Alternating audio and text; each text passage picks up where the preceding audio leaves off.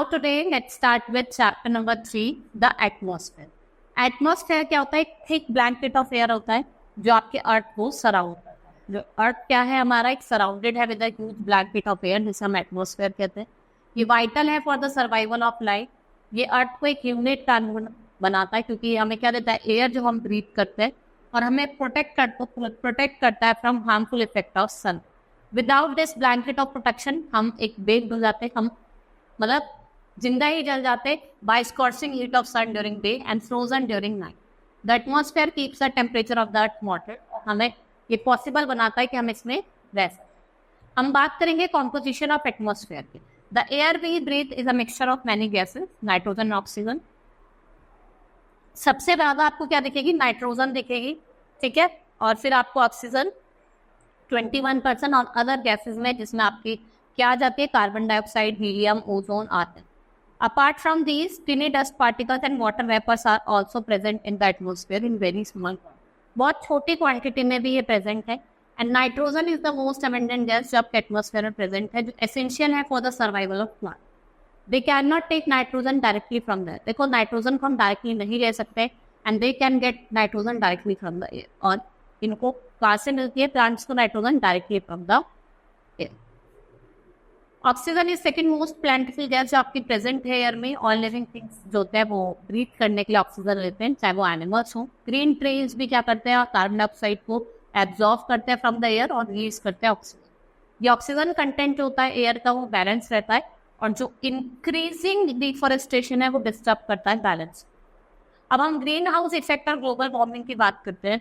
Carbon dioxide release in the atmosphere creates green house effect bye trapping the heat radiated from the earth. जो heat radiated होती है अर्थ से उसको trap करते हैं.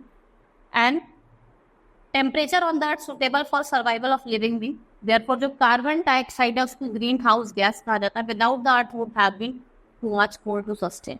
अगर ये नहीं होती ग्रीन हाउस गैस तो जो अर्थ है वो सस्टेन नहीं करता. Water vapour, carbon dioxide, methane, nitrogen oxide, ozone ये ग्रीन हाउस गैस है. जब लेवल जो कार्बन डाइऑक्साइड का एटमॉस्फेयर का इंक्रीज होता है, जो स्मोक इमिट हो रही है फैक्ट्रीज से, व्हीकल से, the heat written by increase the temperature of the अर्थ. इससे क्या कहा जाता है? Global warming. ठीक है, वो क्या करता है? अर्थ के टेम्परेचर को बढ़ा देता है, जिससे हम global warming. Now the rise in temperature of the earth has many harmful effect. इससे क्या होता है? Causes smoke in the coldest part of the अर्थ और मेल्टिंग कॉजिंग सी लेवल. इससे क्या होता है? सी लेवल राइज हो जाता है. भाई स्नो मेल्ट होगी, सी का लेवल बढ़ेगा और कोस्टल एरियाज में क्या हो जाएगी? फ्लडिंग हो जाएगी. And it would be long run and might pose a serious threat to the survival of plants and animals. अब हम स्ट्रक्चर ऑफ एटमॉस्फेयर की बात करते हैं. ठीक है, डिफरेंट लेयर है: troposphere, stratosphere, mesosphere, mesosphere, thermosphere और exosphere. Troposphere, temperature in this layer decreases with जैसे जैसे आप एल्टीट्यूड पे बढ़ोगे टेम्परेचर डिक्रीज होगा. ठीक है, इसको हम नॉर्मल लैप्स रेट कहते हैं. This layer protect us from excessive heat of sun during day and keeps the earth surface warm at, और अर्थ सरफेस को वार्म रखे नहीं. ये नियरेस्ट टू द अर्थ है, यहाँ पे मैक्सिमम आपको गैसेस मिलेंगी. जो लेयर एक्सटेंड करती है अर्थ सरफेस, उसकी हाइट जो है वो 8 किलोमीटर अबव द पोल्स है और 18 किलोमीटर अबव द इक्वेटर. ठीक है, सारे नेचुरल फिनोमेना जैसे formation of clouds, rainfall, fog, hailstorm आपके यहीं आता है. Next is stratosphere. ये अबव द ट्रोपोस्फेयर, इसकी हाइट 50 किलोमीटर है. ये इंक्रीज करता है विद इंक्रीज इन लैटिट्यूड. और जो लोअर पार्ट है आपका स्ट्रेटोस्फेयर का, उसका कंस्ट्रक्शन जो है ओजोन में, वो उसको ओजोनोस्फेयर कहते हैं. और स्ट्रेटोस्फेयर है free from all weather phenomena. यहाँ कोई भी वेदर फिनोमेना नहीं है. Cloud storm, this is most suitable for flying jetplane. Stratosphere ही वो लेयर है जहाँ पे हम जैटप्लेन्स को फ्लाई कर सकते. ठीक है, ये प्रोटेक्ट करती है अर्थ को from harmful effect of sun. Next is mesosphere. ये थर्ड लेयर है अबव द स्ट्रेटोस्फेयर. इसकी हाइट 80 किलोमीटर है. जो टेम्परेचर है वो डिक्रीज करता है विद हाइट और रीचेज अबाउट 100 डिग्री सेल्सियस. और कितनी हाइट पे? 80 किलोमीटर. ये कोल्डेस्ट लेयर है. मीटरॉइड्स एंटर करते हैं इसमें और बर्न हो जाते हैं जैसे वो इसमें एंटर करते हैं. नेक्स्ट इज थर्मोस्फेयर, जो आपके 190 से 180 टू 400. आयनोस्फेयर इसका पार्ट है, और जो टेम्परेचर है वो रैपिडली इंक्रीज होता है जैसे जैसे हाइट इंक्रीज. जो लोअर पार्ट ऑफ थर्मोस्फेयर से आयनोस्फेयर कहते हैं, उसको आयनाइज मॉलिक्यूल से बनाया जाता है. ये हेल्पफुल होता है रेडियो कम्युनिकेशन से. और जो रेडियो वेव ट्रांसमिट होती है अर्थ से, वो रिफ्लेक्ट बैक होती है अर्थ को बाय दिस. एग्जोस्फेयर या अपरमोस्ट लेयर है अर्थ एटमॉस्फेयर की, थिन लेयर है और लाइट गैसेस हीलियम और हाइड्रोजन एस्केप करती है। अब हम बात करेंगे सिग्निफिकेंस की। The atmosphere is vital for the survival of the light on earth. जो लोअर पार्ट है एटमॉस्फेयर का हैज लाइफ गिविंग ऑक्सीजन, जिसको हम ब्रीथिंग के लिए नीड करते हैं।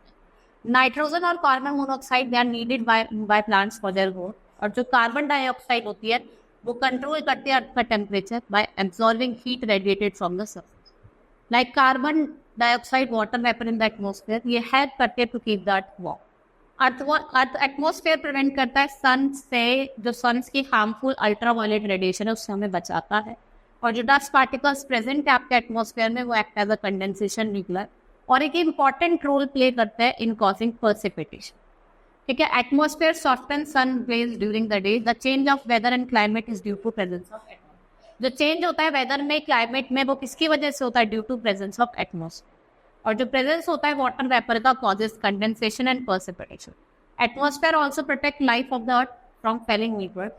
और जो साउंड वेव्स होती है वो ट्रैवल करते हैं because the pressure of air we are able to hear each other due to air movement. Radio waves also get reflected back. और जो एटमॉस्फेयर है वो सैटेलाइट कम्युनिकेशन को क्या बनाता है? पॉसिबल बनाता है। अब हम बात करेंगे एटमॉस्फेयर के temperature. As we know sun is the source of all form of energy. ये रेडिएट करता है हीट और लाइट एनर्जी। इसको सोलर रेडिएशन कहते हैं। और जो अर्थ रिसीव करता है only fraction of the solar radiation, इसको हम आइसोलेशन कहते हैं। इसमें क्या होता है? एटमॉस्फेरिक टेम्परेचर में चेंज होता है और ये रिसीव करता है अर्थ सरफेस को, जो वेरी करता है place to place. The amount of isolation decreases as we go towards the pole and the temperature also decreases. That is why कहा जाता है poles जो होते हैं वो हमेशा किससे कवर्ड होता है? स्नो से। ठीक है, earth temperature rises to high it would become too warm and the ice poles would melt. और जो लेवल होता है वाटर का एडजॉइनिंग प्लेस पे वो सबमर्ज होगा। ठीक है, temperature in cities and towns is much higher. The corporate meals in the buildings and at night जो हीट होती है वो ऑब्जॉर्व हो जाती है during the day is release, उसे हम terrestrial radiation.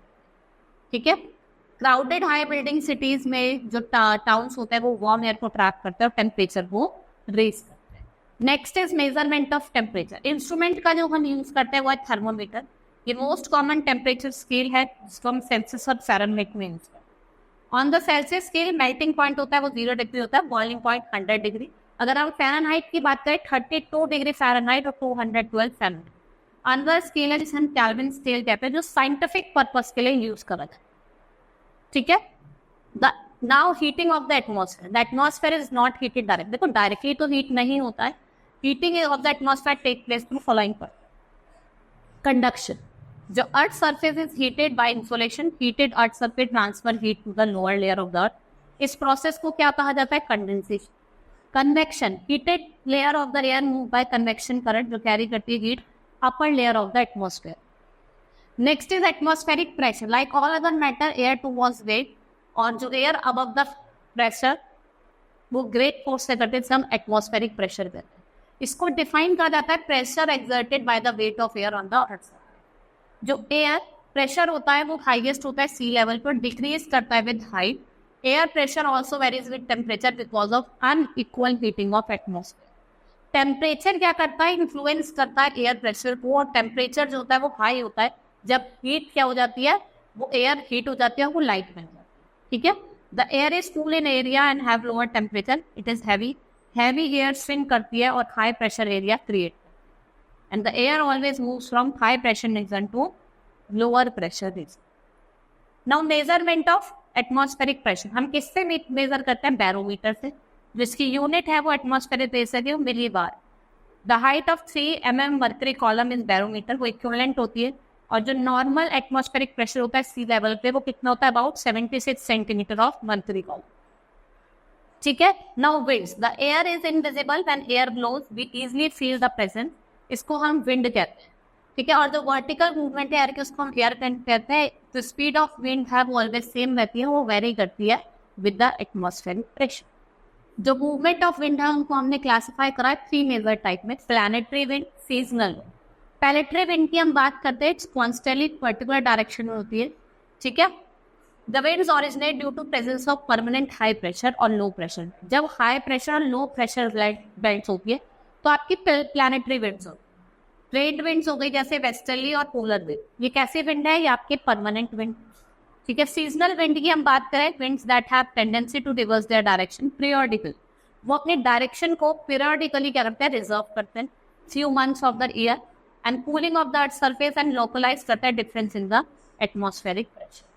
Main types of seasonal wind में आपकी मानसून विंड, लैंड और सी ब्रीज आ जाए। ठीक है, लोकल विंड्स की हम बात करते हैं, बहुत सारी है। In many parts of the world local wind with some special characteristics blow over the sea, these winds are known as local wind. ये जो विंड्स है ये सीजनल होता है, इनके जो नेम होता है वो लोकल लैंग्वेज, जैसे चिनूक, हारमाटम, ये कुछ एग्जाम्पल है लोकल। नाउ विंड की डायरेक्शन और उसकी वेलोसिटी, इंस्ट्रूमेंट जिसका हम यूज करते हैं तो find the direction of wind, उसे विंड वेन कहते हैं। स्पीड ऑफ विंड को मेजर करता है एनोमीटर में, और जो स्पीड और डायरेक्शन ऑफ विंड है वो क्या करती है? वो चेंज होती रहती है फ्रॉम टाइम टू टाइम। ठीक है, hope you understood the chapter. That's all for today, thank you.